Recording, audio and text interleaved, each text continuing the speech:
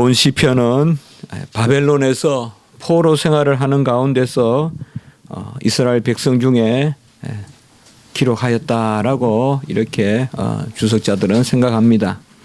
정확한 것은 우리가 알 수가 없지만은 전체 시의 내용과 또 배경이 그러합니다. 본 시편의 표제에는 고난 당하는 자가 마음이 상하여 근심을 여호와 앞에 토로하는 기도다라고 이렇게 되어 있습니다. 바로 나의 괴로운 날에 2절에 보시면 나의 괴로운 날에 주의 얼굴을 내게서 숨기지 마소서. 내가 부르짖는 날에 속히 내게 응답하소서. 오늘 시편에 보면 이 날이라는 개념이 계속 나옵니다. 또 연대라는 개념도 나오고요. 그래서 오늘 시편 우리가 제목을 주의 연대 이렇게 잡아봤는데요. 바로 나의 괴로운 날, 내가 부르짖는 날 이렇게 해서 아주 괴로운 가운데 있는, 우리가 역사적 배경을 바벨론 포수라고 본다면 70년간 그렇게 포로가 되어서 잡혀 있는, 유수되어 있는 그러한 이스라엘 백성의 고난을, 그 괴로움을 부르짖는 그 시편이라는 것입니다. 내 날이 3절에 보면 연기같이 소멸하며 이렇게 말하고 있습니다. 뭐 우리가 간혹 고난의 날은 빨리 없어졌으면 좋겠다라고 이렇게 생각하지만은 참 고난은 짧으면 좋고 또 복된 날은 또 좀 더 길면 좋겠는데, 여기에서 내 날이 연기같이 소멸한다는 말은 그야말로 고난의 날로 인하여 허무함과 무상함이 있다. 그러니까 연기같이 내 날이 아무것도 하지 못하고 그냥 지나간다. 적들은 들끓고 우리는 숨어 있을 때 그 시간이 어떤 의미가 있을까요? 그저 연기같이 허무하게 내 날이 소멸하고, 또 11절에 보면 내 날이 기울어지는 그림자 같고, 또 날이라고 하면서 11절에는 내 날이 기울어지는 그림자 같고 풀에 시든과 같이 내 날이 지나간다라고 이렇게 말씀하고 있습니다. 어떤 기울어지는 그림자는 항온에 쭉 늘어진 그 그림자를 말하지 않겠습니까? 정오에 곱게 선 그러한 내 모습이 아니라 쭉 늘어진 내 모습, 항온에 쭉 길게 늘어져 있은, 힘은 없어 보이고 그저 자취만 보이는 그런 기울어지는 그림자. 내가 풀에 시든과 같이 시드나이다. 그게 바로 나의 고난의 날, 괴로운 날, 절망과 자탄감과 그런 자괴, 또 어떤 패배감, 이런 것들이 짙게 깔린 그러한 날들입니다. 이러한 시편 오늘 기자에는 이 고난이 얼마나 절실한지 앞부분에서 노래하고 있습니다. 내 뼈가 숯같이 탔다라고 3절에서 이렇게 말하고 있습니다. 우리가 마음이 탄다, 또 살이 마른다 이런 표현이 있지만 뼈가 숯까지 탔다 그러니까 얼마나 그야말로 간절하고 절실하고 뼈에 사무치는, 우리나라 말로 한다면 그것이 바로 내 뼈가 숯같이 다 타버렸다. 뭔가 생기가 올라오고 뭔가 접이 올라와서 그 다리가 싱싱하고 아이들이 막 일어서는 그런 다리와 같이 그러한 다리가 아니라 이제 완전히 그냥 형에만 남아있는, 다 타버린 어떤 시나리 같은 그런 어떤 내 뼈가 숯과 같이 형에만 남아있고 타담한 그러한 장작과 같은 몰골, 내 뼈가 숯과 같고, 4절에 보면 내가 음식 먹기를 잊었고 내 마음이 풀같이 시들고 말라버렸다라고 이렇게 말하고 있습니다. 우리가 살다 보면 음식이 정말 안 넘어갈 때가 있거든요. 물 한 모금도 안 넘어갈 때가 있어요. 그게 육체적으로 아파서 그럴 때도 있고 마음이 힘들어서도 정말 숟가락으로 숟가락 못 퍼서 먹을 때가 있어요. 그런 마음의 상심이 또 뭔가 그런 힘듦이 있는데 음식 먹기도 잊었다. 이것은 바로 모든 것을 다 뭐랄까요, 허무하고 도무지 의미를 찾을 수 없는 인생, 그런 것을 말한다고 볼 수가 있습니다. 5절에도 보면 나의 탄식 소리로 말미암아 나의 살이 뼈에 붙은 나이다. 우리가 좋은 소리를 하고 웃고 하면 뭔가 입체감이 있어 보이죠. 내 몸이 뭔가 우리가 내가 어떤 부피가 있는 것 같은데 정말 절망이 있고 힘들 때는 이 탄식 소리는 내 몸을 정말 지푸라기 같이 쫙 붙인다. 정말 나는 아무것도 없는 것 같고 정말 지푸라기 하나 같아요. 그냥 서 있지만은 그게 바로 나의 탄식 소리로 살이 뼈에 붙은 나이다. 이 말은 그야말로 아무것도 없는 뭔가 윤택함이라든지 뭔가 부요함 또 뭔가 이런 것들이 없이 완전히 그냥 살이 뼈에 붙어 있는 이런 아주 절실하게 지금 노래하고 있습니다. 어떻게 보면 고난 당하는 것을 어느 시인이 이만큼 절실하게 표현할 수 있겠습니까? 오늘 시편 기자는 그것을 그대로 어떤 수사적으로 표현했다기보다 그야말로 실체적으로 정말 그대로 우리에게 전하는 같습니다. 6절과 7절에는 보면 좀 더 그것을 어떤 새에 비유했어요. 강야의 올빼미 같고 황폐한 곳에 부엉이 같고 밤을 새우는 지붕의 외로운 참새와 같고 이렇게 6절과 7절에 또 자기 자신을 표현하고 있습니다. 이 새 이름들은 우리하고 좀 다른 새일 수도 있지만 경우에 따라서는 박쥐라고도 이렇게 번역을 하고 그렇게 하고 옛날에는 좀 다르게 또 번역을 했는데요. 광야의 올빼미, 부엉이, 외로운 참새, 뭔가 보호받지 못하고 버려진 어떤 그러한 모습, 유기된 모습, 그리고 뭔가 이 수치에 빠져 있는. 그래서 우리가 박쥐나 이런 걸 보면 어두움에 있는 여기에 보면 올빼미 또 부엉이 이런 것들은 뭔가 이렇게 정이 드러내놓지 못하고 있는 그러니까 어떤 수치에 젖어 있고 또 외로운 참새 이런 것은 정말 새들이 이렇게 떼를 지어서 날아갈 때는 아름다워 보이지만 그저 한 참새가 그냥 이렇게 구석에 이렇게 있으면 처근해 보이는 어떤 그런 것을 이렇게 감정이입을 해서 시인이 쓰고 있습니다. 이러한 한탄은 계속 11절까지 계속됩니다. 우리가 무엇을 더 설명할 필요가 있겠습니까? 여기 다 자기 마음을 이렇게 이미 풀어서 이야기했는데 죄를 양식같이 먹고 눈물 섞인 물을 마신다. 그렇게 9절에서 말하고 있습니다. 죄를 양식같이 먹는다라는 말은 어떤 회개의 심령, 돌이키는 심령, 눈물 섞인 물 이것도 그런 것이라고 보겠습니다.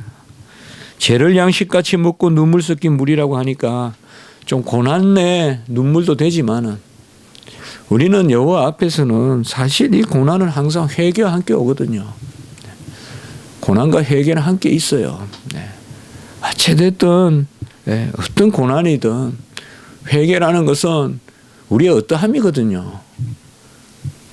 우리의 비정상적인 모습이라고 볼 수도 있지만 우리의 평상적인 모습이 회개거든요. 그렇기 때문에 뭔가 우리가 고난이 있고 할 때는 그냥 회개와 함께 눈물이 나는 거예요. 고난 자체의 어떤 눈물도 있지만 어떤 회개. 그렇기 때문에 하나님은 고난을 통하여 우리를 숙성시키고 고난을 통하여서 내 자신을 바라보게 하고 또 고난을 통하여 하나님을 바라보게 하는 거죠. 또 인생의 가치와 의미와 또 이 지상에 주어질 생의 어떤 그런 의미를 우리가 보게 되지 않겠어요. 회개가 어떻게 보면 우리가 안전하다고 하는 것을 불인정한다면 우리는 완전주의가 아니잖아요. 그렇다면 회개는 우리에게 어떻게 보면 평상적이고 그런 평상적인 회개를 우리가 까먹고 산다고 볼 수 있어요. 그런데 어떤 고난이 닥쳤을 때 우리는 그 평상적인 회개를 더 심각하게 한다는 거죠. 그런 의미에서 오히려 고난받는 게 나에게 유익이고 그래서 내 자신을 돌아보게 되죠. 똑같지만은 회개하는 거죠. 고난을 통해서. 뭐 옛날보다 더 많은 죄를 지어서 회개한다기보다 똑같지만은 어떤 고난이 나에게 닥쳤을 때 회개하는 거죠. 죄를 양식같이 먹고 눈물 섞인 물을 마시고. 여기에서 이제 시편 기자는 조금 10절에 보면 9절과 연결해서 이러한 고난이 8절에는 보면 원수들이 종일 나를 비방하며 미칠 듯이 날뛰는데 이러한 현상적인 고난이라고 우리가 보기 쉽지만은 즉시 10절에 보면 주의 분노와 진노로 이 고난의 의미를 하나님이 주시는 것으로 이렇게 바라보고 있습니다. 이런 것을 우리가 민감하게 보지 않는다면 시편은 맛이 없어요. 이런 게 시편이니까 절실하게 나타나는 거예요.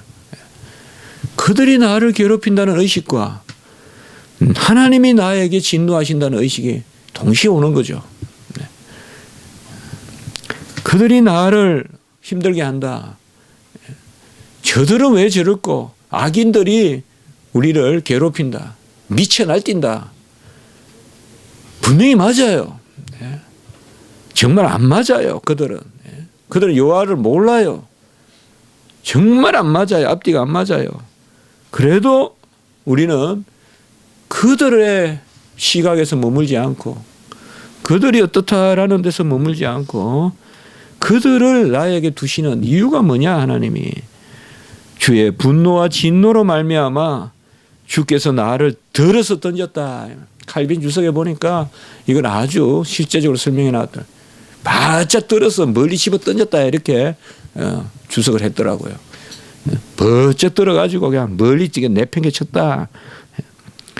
주의 분노와 진노로 말미암아 주께서 버쩍 들어서 그냥 툭 그냥 내팽개쳤다. 이러한 측면에서 우리는 지난주, 지지난주 계속 우리가 그런 어떤 누가도 뭐 이 시편을 그렇게 분류는 안 하지만은 우리는 좀 선지자적 시편이다. 최근에 나오는 우리의 시편들이 뭔가 하면 죄를 짓고 또 그로부터 돌이키고 회복시키시는. 그래서 이미 우리는 11절까지에서는 뭔가 암울한 상태만 있지만 어쨌든 한 가지 결론적인 건 뭐예요? 괴로운 날에 왜 괴롭냐? 현상적으로는 악인들이 괴롭힌다 이거죠. 포로로 잡혀왔고 어쨌든 삶이 공공하다 이 말이죠. 그런데 그것을 하나님이 주신 것이다. 얼마 패역했단 말이에요. 이스라엘 백성들이. 성전에서 남창을 두고 성전에서 이방의 바알과 아세라 상을 섬기고 또 계곡에 내려가면 몰록을 섬기고 밀곰을 섬기고 산 사람을 그냥 애를 태워 죽이고 그런 짓을 했단 말이죠. 이스라엘 백성들이 성전에서 말이에요. 성전에서 있을 수 있는 일입니까? 그것을 요시아 때 개혁했잖아요. 그런 이스라엘 백성이다 이 말이에요. 그런 이스라엘 백성들을 하나님이 징계하셨죠. 이제 깨닫는 거죠. 이 시편 기자가 주의 진노와 분노가 들어서 그냥 집어 던졌다 이 말이죠. 그러나 우리가 한 가지 알 것은 내가 부르짖는 날이라는 거죠. 그게 아까 우리가 2절 했지만 같이 합시다. 나의 괴로운 날, 내가 부르짖는 날.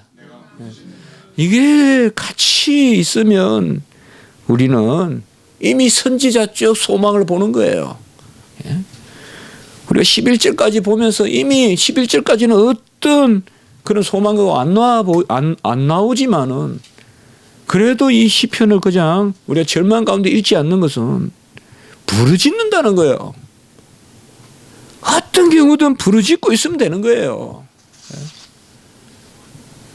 부르짖지 않고 가룟 유다와 같이 사람 찾아가서 기웃기웃거리고, 그러면 사람에게 문을 콱 닫아버리고 나가 이제 끝났어.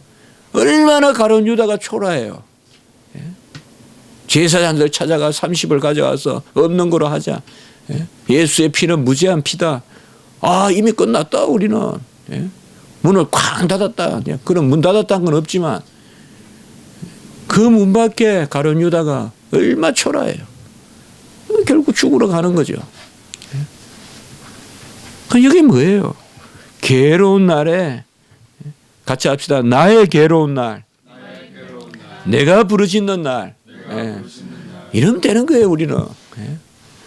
아무리 괴롭든 어쨌든 오히려 내가 부르짖는다면 그 앞에 것은 뭐 좋든 싫든 결과적으로 하나님 복인 거예요. 이게 나의 괴로운 날, 내가 부르짖는 날.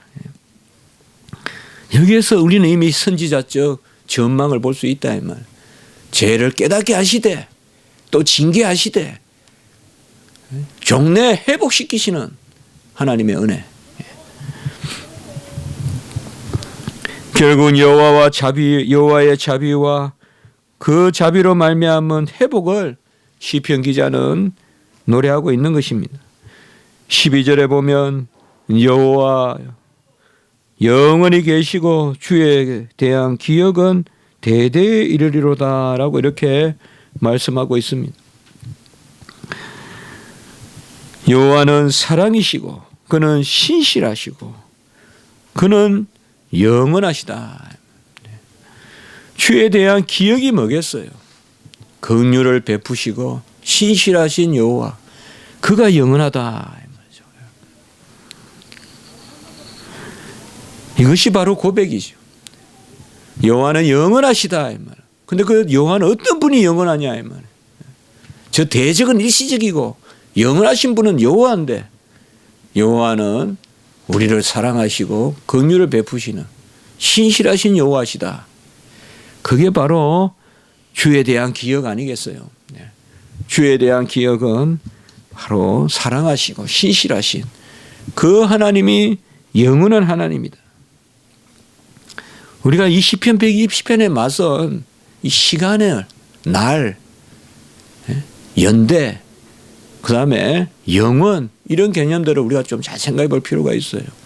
사실 고통받는 사람에게 가장 절실한 단어는 많은 경우 시간일 수 있어요.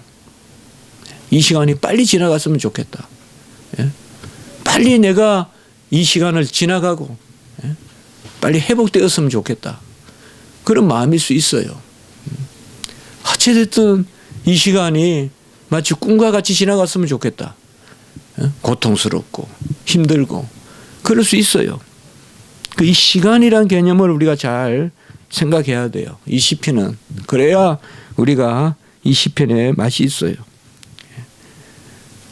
사실 내 날은 지금 속히 지나가고 긴 그림자와 같이, 항원의 그림자와 같이 그렇게 지나가고, 그러나 여호와는 영원하시다. 그 여호와에 대한 기억 가운데 영원하시다. 이 기억은 분명히 신실하신 여호와, 긍휼을 베푸시는 여호와에 대한 기억. 이것은 고백이요, 이것은 소망입니다. 그리하여 2절에 보시면 나의 괴로운 날, 아까 그 나의 괴로운 날이 이제 3절에 보면 은혜를 베푸실 때다. 같이 합시다. 지금은 그에게, 지금은 나에게 은혜를 베푸실 때다.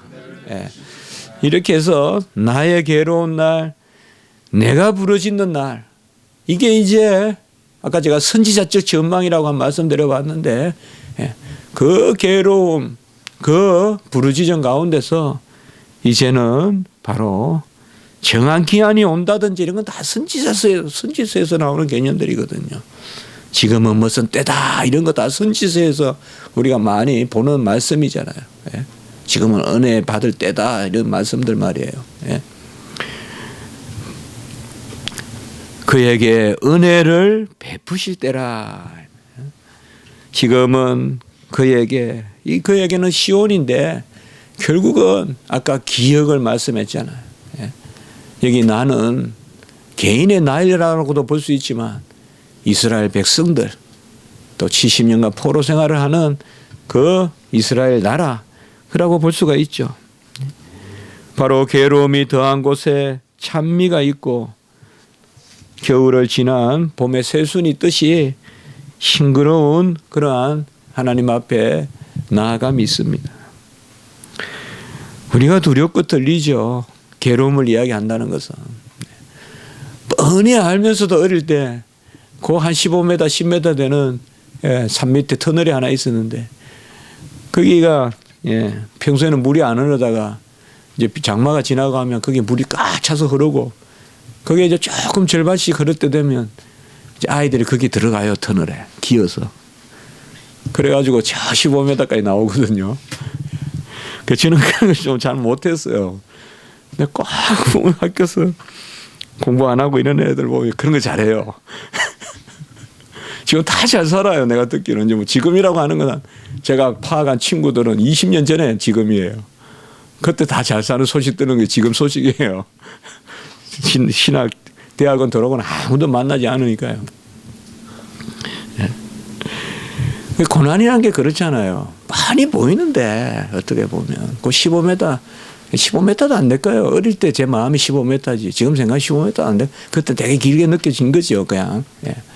그게 막 어두우면서 이렇게 가다 보면 이제 끝에 햇빛이 보면 이제 살았구나 하고 이제 나오고 있는데 저도 몇 차 들어가 보긴 했는데 고난이라는 게 사실 다 그런 거거든요. 그래도 사실 우리가 고난받기는 참 두렵잖아요. 그게 참 고난의 참 의미인데요. 주께서 보면 13절에 같이 한번 해봅시다. 정한 기한. 정한 기한이 다가옴이라. 바로 저 앞에가 있는데 저 한 10m 되는데 정한 기한이 다가옴이라.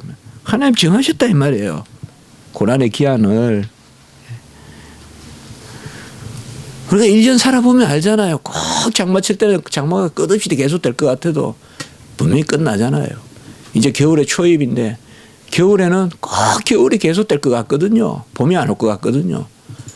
매년 살아도 한 50년 살아도 겨울에는 또 봄이 안 올 것 같아도 정한 기한이 있어서 지도 새도 모르게 봄이 오거든요. 또 그걸 아무도 막을 수가 없거든요. 때가 되면 대지부터 벌써 색이 달라지거든요. 주님께서 정한 기한이 다가옴이라.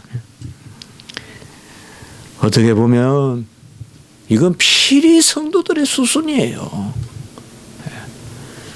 필히 수순이에요. 아니라고 우리는 부인하지만은 지나고 나면 필히 이렇게 살아요. 우리는 고난을 넘어서 여호와께 기도하고 또 고난의 때에 그때가 부르짖을 때고 지금은 은혜의 때인데 지금은 부르짖을 때고 그리고 여호와는 또 이미 정한 기한을 두셔서 그것을 그치게 하시고 그리고 이제 은혜를 베푸실 때가 되면 은혜를 베푸시고 이러한 여호와의 뜻이 다 있습니다.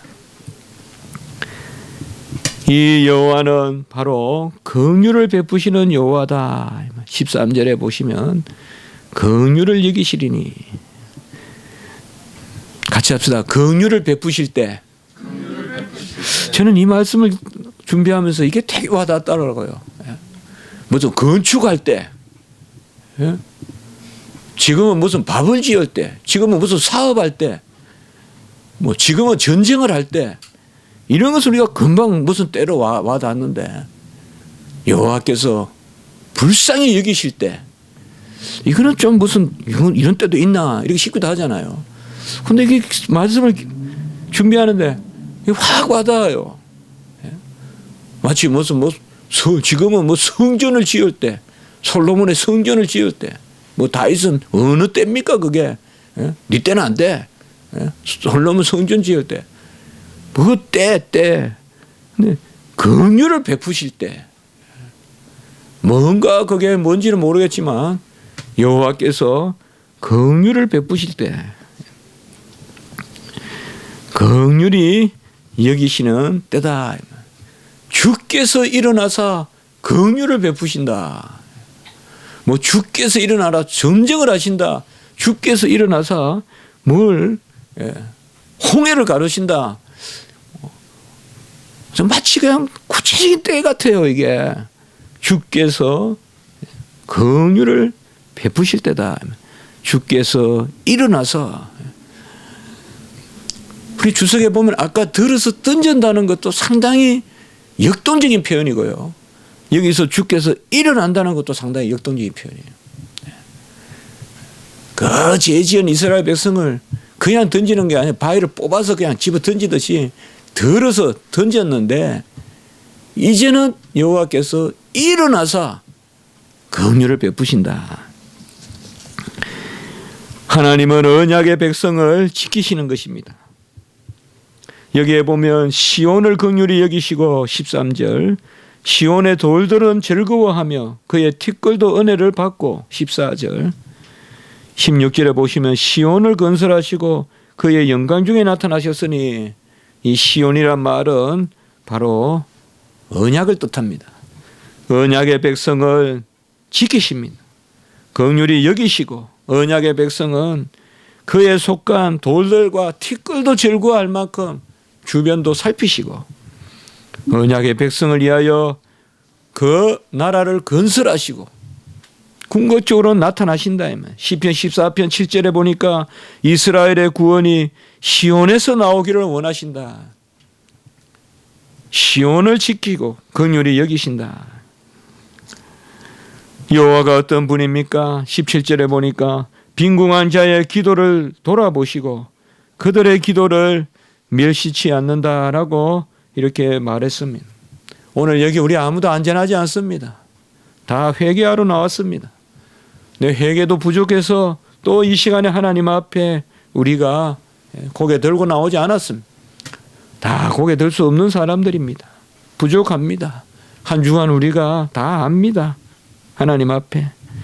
그러나 부요한 자의 기도가 아니라, 교만한 자의 기도가 아니라, 어떤 넘치는 자의 기도, 자족하는 자의 기도가 아니라, 자만하는 자의 기도가 아니라 빈궁한 자의 기도를 들으신다고 했습니다. 지금 우리가 어떤 상태든 간에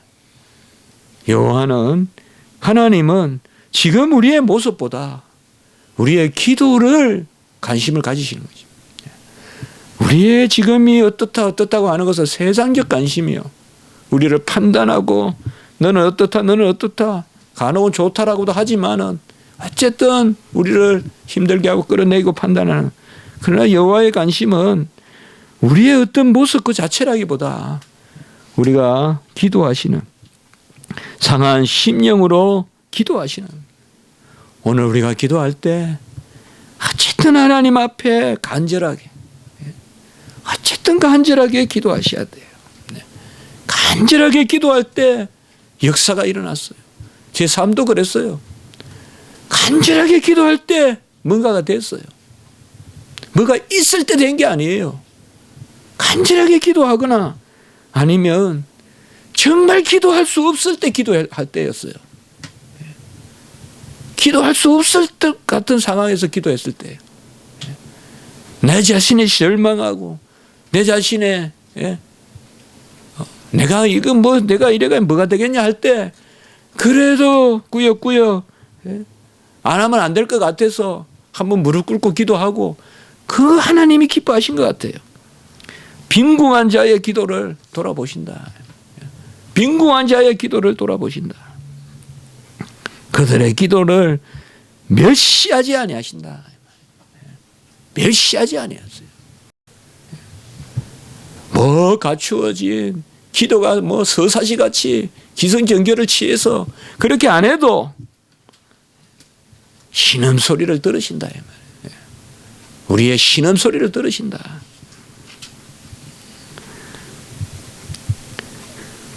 높은 성소에서 굽어보시고 19절에 보시면 갇힌 자의 탄식을 들으시고 20절에 보시면 20절 후반부에 보시면 죽이기로 정한 자를 해방하사. 이런 것을 우리가 사실 하나님이 우리에게 두 뜻을 가지고 있다는 것이 아니라 하나님의 어떠하심을 드러내는 간절한 표현이라고요. 주님은 뜻을 변개해서 뜻을 바꾸시는 분이라는 게 아니라 죽이기로 정한 자를 해방한다는 말은 바로 하나님의 큰 뜻 가운데 그의 백성을 고치시고 치료하시면서 영광 받기를 원하시는 그 하나님의 섭리를 뜻한단 말이에요. 이런 것도 맞추어 주시는 거예요, 우리에게. 이런 말씀을 통하여서 여호와의 마음을 드러내 주시는 거예요. 얼마나 간절하냐 이 말이에요, 여호와가. 죽이기로 정한 자를 해방하사. 이 시간에 우리가 고난이 어떤 어려움이 어떤 힘듦이 나의 연약함에 그게 있더라도 하나님 앞에 죽이기로 정한 자도 해방해 주시고 갇힌 자의 탄식을 들어주시고 빈궁한 자의 기도를 돌아보시고 어쨌든 여호와 앞에 나아가셔야 됩니다. 여호와 앞에 나아가셔야 돼요. 1초라도 1분이라도 여호와께 중심을 갖다 놔야 된다. 그게 여호와가 기뻐하시는 것이다. 이러한 여호와는 자신의 이름을 21절에 시온에서 그 영예를 예루살렘에서 그리고 15절과 22절을 함께 보면 모든 민족들이 함께 여호와를 섬기는 22절에 이런 것이 제가 봤을 때는 선지자적 시편이다 이거죠. 이스라엘뿐만 아니라 모든 민족이 15절에는 문나라가 22절에는 바로 민족들과 나라들이 여호와를 섬기리로다. 우리가 스가랴 13장이나 그 성전 한상 아니에요. 스가랴는 성전은 이스라엘 백성의 성전이잖아요. 그런데 스가랴 13장에 보면 수장절이 나오고 이방 나라들이 수장절을 지키며 성전에 모일 것이다라고 그렇게 표현하고 있단 말이죠. 이 선지자적 시편이라 선지자적 전망이다. 선지자적 예언이고요. 여기도 보면 그거예요. 모든 민족이 궁극적으로는 고난 가운데서 하나님 앞에 나올 것이다. 이제 오늘 23절로부터 보면 결론적으로 이 시편 기자가 23절에 보면 내 날을 짧게 하셨는데 24절에 보면 나의 중년의 날을 데려가지 마옵소서. 이것도 중년이라고 해도 되지만 원어에 보니까요. 내가 살아가는 가운데 이렇게 그냥 해석해도 될 것 같아요.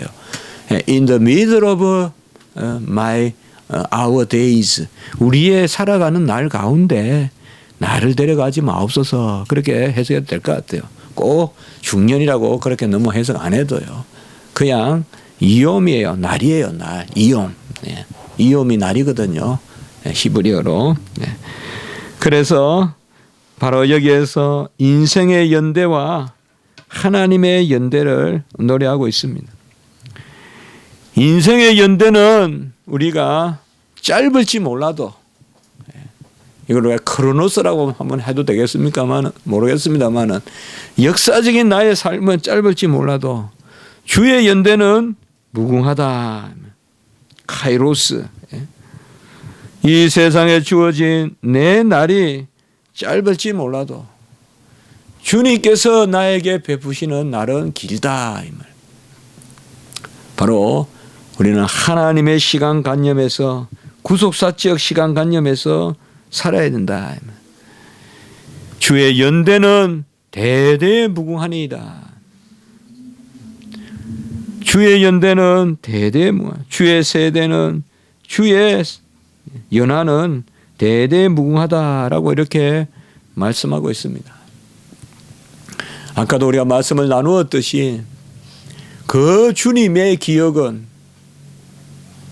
우리를 신실하게 보살피고 우리를 긍휼히 여기시는 그 기억이 영원한 하나님의 기억이다. 하나님은 영원하신데 그 영원성, 하나님의 영원성, 그 영원하신 하나님은 바로 우리를 사랑하시기에 충실하신 그러한 신실하신 하나님이다.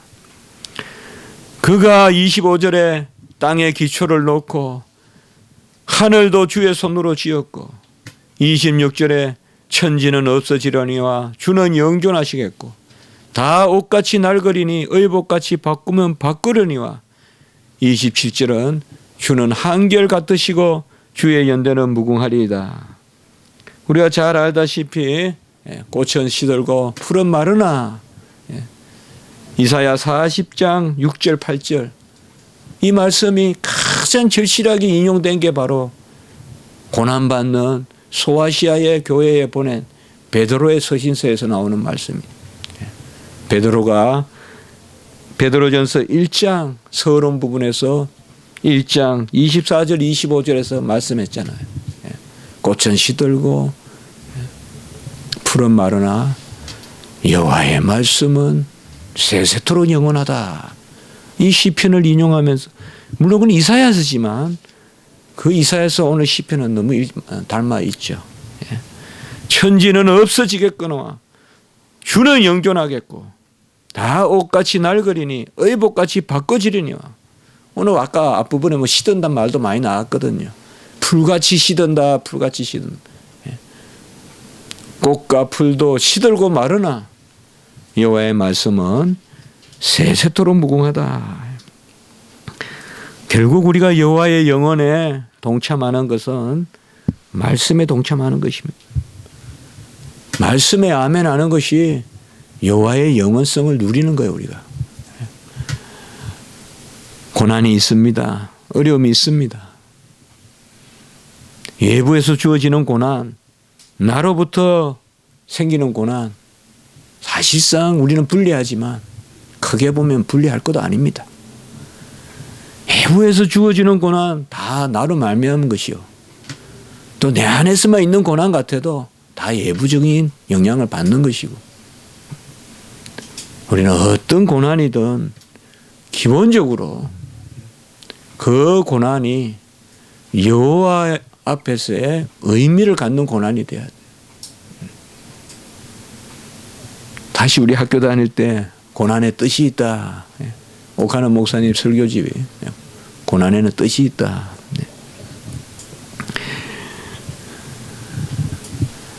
내 죄로 내 허물로 너무 절망하지 마십시오.